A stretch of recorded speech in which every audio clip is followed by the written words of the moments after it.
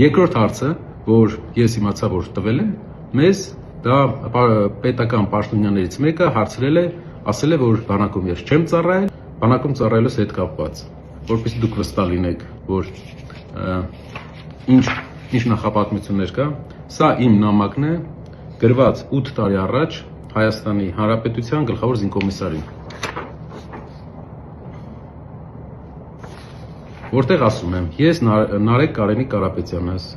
սահմանադրական պարտքս կատարելու համար խնդրում եմ ինձ օրակոչել պարտադիր ժամկետային զինվորական ծառայության։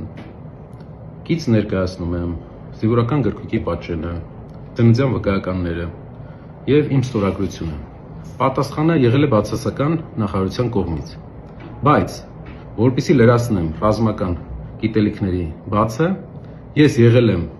առաջի սանը մի մեծ կառույցի, որը Հայաստանում այսօր գործում է, որը Հայաստանում այսօր զինվորական եւ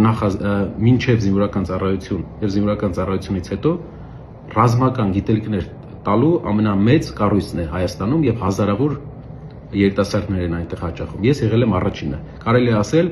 իմ վրա է փորձարկվել այդ համակարգը եւ ես ուրախ եմ եւ ես շնորհակալ եմ այն հրամանատարից, ում հետ աշխատել եմ այս ուղղությամբ։ Մի օր կներկայացնեմ դա, երբ մենք ներկայացնենք մեր անվտանգային ծրագիրը արդեն։